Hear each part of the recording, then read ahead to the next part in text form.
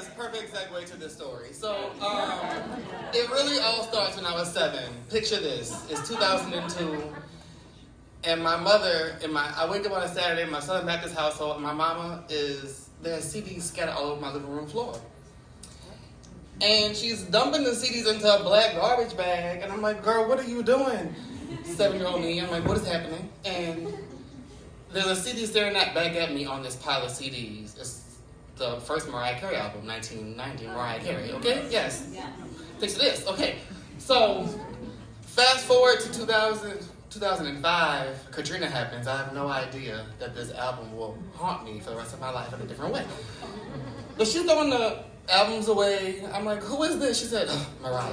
Throws it in the trash bag. It's like, what is happening in here? Okay. So, I had no idea when I was 7 years old that I actually shared Anniversary with Mariah Carey. Mariah Carey's first debut album came out on June 12, 1990. My Capricorn mother, who was born on Christmas Day, Mariah season, thank you. I'm over there. Gave birth to me on June 12, 1995. I had no idea that when I found this out when I was 10 years old and the waters were rushing through the city of New Orleans as I found out this information, that would be what held me together throughout my entirety of my life. I had no idea that this woman's songs would be the songs of the soundtrack that would become the cinema of my life story. So, as I become a full-fledged adult, walking you through it, I get to, starting to feel things. 8th grade happens, I fall in love. Oh my gosh, the same year, Touch My Body is the #1 song on the radio. I want to touch my body all the time. I'm in love. I'm like, what's happening to me? I can't tell my mom, of course, because, you can't tell your parents these things, but I'm going through all these emotions and these things. And the songs, as I dig into the discography, I'm learning, these things are synchronizing to my life in a really strange way. Like, what's happening, my home girl? So, we get into, teenage years, and, start to have sex, and I start playing Honey on repeat. Mom was like, why do you like this song? Because, girl. So, anyway, we get to 16, and my grandfather is diagnosed with stage 4 lung cancer. And my grandfather goes from this beautiful sunflower, to a translucent vegetable in a matter of months. And I remember the day, my mom comes to pick me up from school, the sun is shining. It looks like the album cover you're looking at right now, okay? And I'm just seeing, everything go dark around me.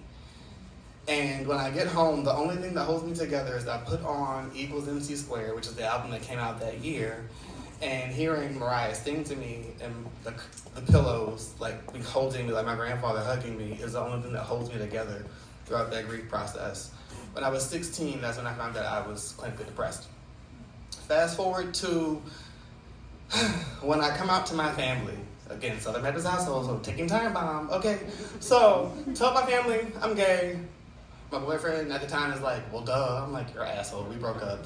That was a mess. And then I become terribly broke. I'm the rich bitch of my friends, and I become so broke, y'all. It is scary. And I'm like, what is happening?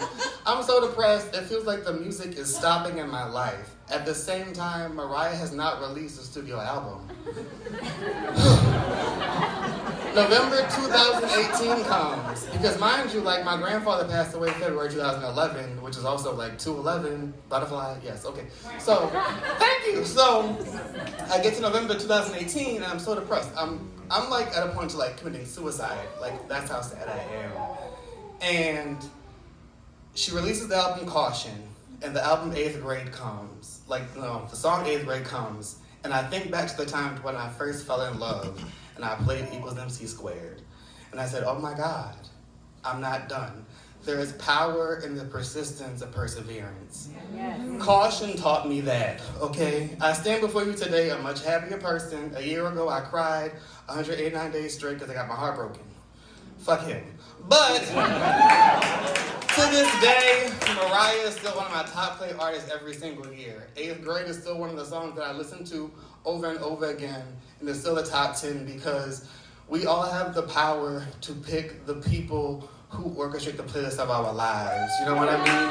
We all have a chance to find the music that not only it acts as a melody, but it manifests your milestones. Yes. Well, it manifests your milestones. And that's my story. So thank you.